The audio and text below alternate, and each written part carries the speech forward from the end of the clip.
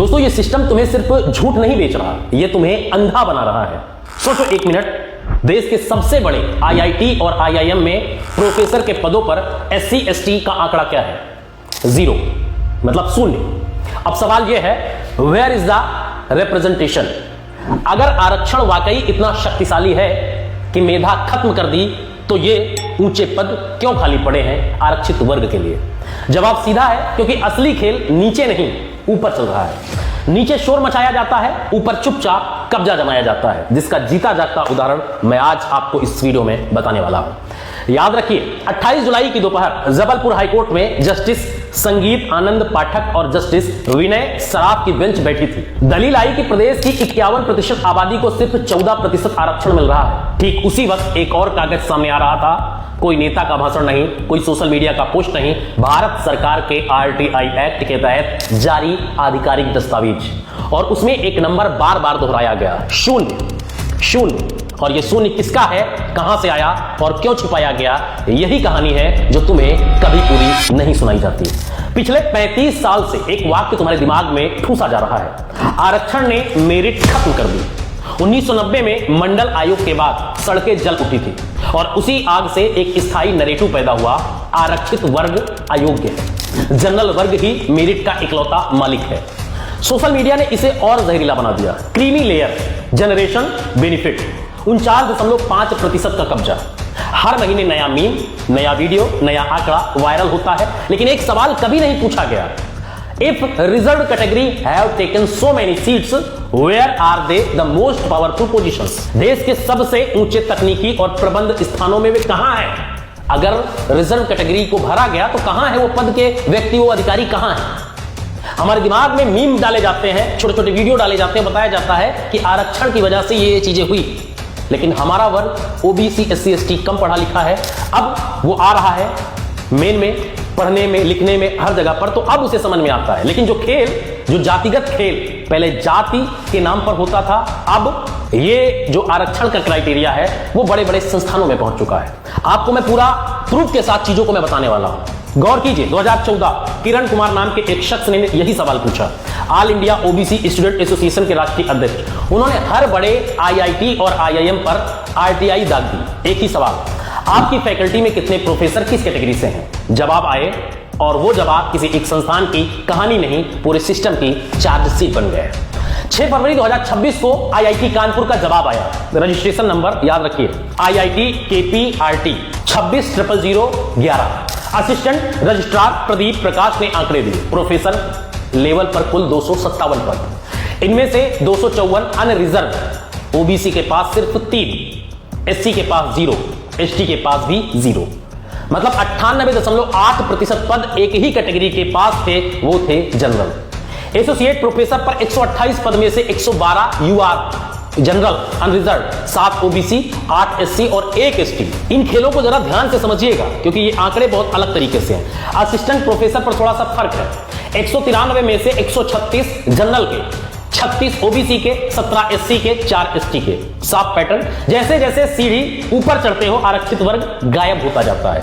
Why does the number keep dropping as you go higher? जैसे जैसे आप ऊपर जाते हो, जो असिस्टेंट में थोड़ी मौजूदगी है, एसोसिएट में घटती है, प्रोफेसर पर पूरी तरह गायब हो जाती है, मतलब बड़े पदों पर आप खत्म हो जाते हैं। क्या ये सिर्फ कानपुर की कहानी है? नहीं। आईआईटी दिल्ली कुल 633 फैकल्टी, उसमें से 543 यानी 89.1% जनरल हैं, कब्जा है जिनका। ओबीसी में सिर्फ 45 यानी 7%, 7.1, एससी 17 यानी 2.69%, एसटी 7 यानी 1.11%। ये फर्क है वहां पर। 460 पद तब भी खाली पड़े थे। संस्थान का जवाब जानते हैं क्या है? फ्लेक्सिबल कैडर की वजह से पूरा ब्रेकडाउन देना संभव नहीं।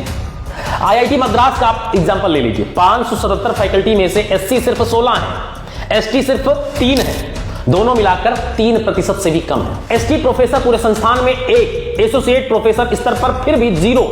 आईआईएम इंदौर, अगर यहां का आपको आंकड़ा में दिखाऊं, 109 में से 106 जनरल हैं, 109 में से 106 जनरल। एससी एसटी की मौजूदगी 0 है, ओबीसी सिर्फ 3। कई रिपोर्ट कहते हैं कि कम से कम 2 आईआईटी और 3 आईआईएम में जनरल कैटेगरी 90% से ऊपर है। 6 आईआईटी और 4 आईआईएम में 80 से 90% के बीच है। जनवरी 2025 में अंतर्राष्ट्रीय वैज्ञानिक जर्नल नेचर ने भी वही तस्वीर दिखाई। देश के टॉप 5 आईआईटी में फैकल्टी का 98% हिस्सा अपर कास्ट पृष्ठभूमि से है।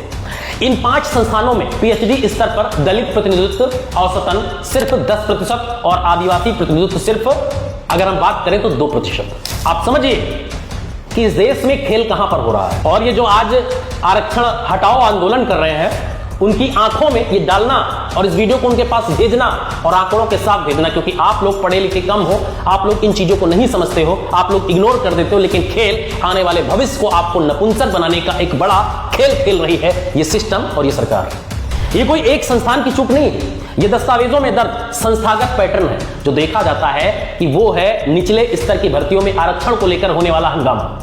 मतलब नीचे जो छोटे पद होते हैं वहां पर हम हंगामा करते हैं, अपना प्रतिनिधित्व देखते हैं, लेकिन जो बड़ी सीट होती है, बड़े पद होते हैं, वहां पर लोगों तक ये बात पहुंचती ही नहीं है। सोशल मीडिया पर जनरल बना रिजर्व की लड़ाई है, लेकिन जो नहीं देखा जाता वो है देश की नीतियां बनाने वाले, रिसर्च को दिशा देने वाले, अगली पीढ़ी को पढ़ाने वाले। टॉप एकेडमिक पदों पर बना हुआ वो सन्नाटा, वहां बहस होती ही नहीं, क्योंकि वहां प्रतिनिधित्व मौजूद ही नहीं है। सोचिए इस देश के लोगों के साथ कितना बड़ा धोखा किया जा रहा है। अब मैं आपसे पूछूंगा, क्या यह सिर्फ एक डेटा गैप है या डेलिब्रेट डिजाइन है? नीचे चपरासी, क्लर्क, सिपाही, कांस्टेबल की भर्ती में सबसे ज्यादा शोर मचाया जाता है। यहीं पर अनरिजर्व और आरक्षित वर्ग के बेरोजगार युवाओं को आपस में भिड़ाया जाता है। एक खाली थाली के लिए 2 भूखे भाई लड़ते रहते हैं, जबकि असली थाली किसी तीसरे के पास पहले से मौजूद है।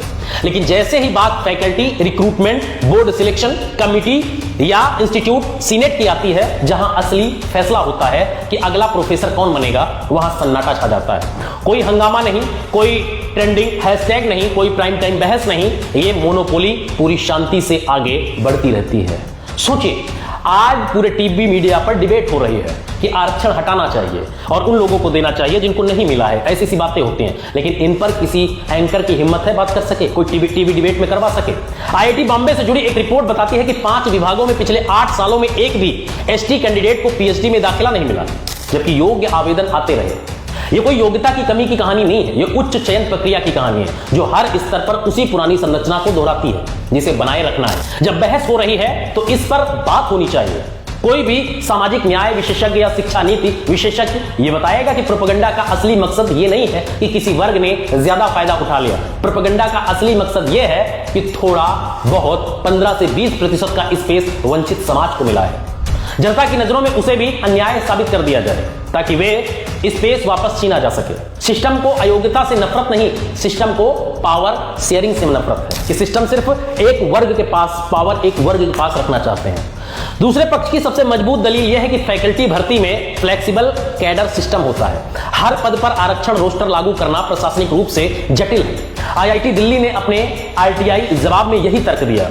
कुछ संस्थान कहते हैं कि अयोग्य आरक्षित उम्मीदवार उपलब्ध नहीं होते, खासकर उच्च रिसर्च आउटपुट वाले पदों के लिए, क्योंकि पीएचडी स्तर पर ही प्रतिनिधित्व सीमित है। बात सुनने में तार्किक लगती है, लेकिन डेटा कुछ और दिखाता है। अगर वजह सिर्फ योग्य उम्मीदवारों की कमी होती तो असिस्टेंट प्रोफेसर स्तर पर जहां एंट्री लेवल भर्ती होती है, एससी एसटी प्रतिनिधित्व मौजूद क्यों है? अगर इतने अयोग्य हैं तो वहां पर कैसे पहुंचे? आईआईटी कानपुर में ही असिस्टेंट प्रोफेसर स्तर पर 17 एससी और 4 एसटी फैकल्टी हैं। सवाल ये नहीं है कि योग्य लोग मौजूद नहीं, सवाल यह है कि वही लोग ऊपर की सीढ़ी पर पहुंचते पहुंचते विलुप्त हो जाते हैं। Is it really about merit और अबाउट मेंटेनिंग मोनोपोली? क्या आप इस चीज को समझते हैं? फ्लेक्सिबल कैडर का तर्क प्रतिनिधित्व की सीढ़ी दर सीढ़ी गायब होती संख्या को नहीं समझाता, पूरा डेटा एक ही दिशा में इशारा करता है। एक संस्थान का आंकड़ा नहीं, एक दोहराया गया दस्तावेजों में दर्ज पैटर्न है। और ठीक इसी वक्त जब जबलपुर हाईकोर्ट में किसे कितना हिस्सा मिले वो बहस चल रही है, असली सवाल कहीं और खड़ा है। देश के सबसे ऊंचे शैक्षणिक पदों पर जहां नीतियां गढ़ी जाती हैं, वहां प्रतिनिधित्व लगभग 0 क्यों है?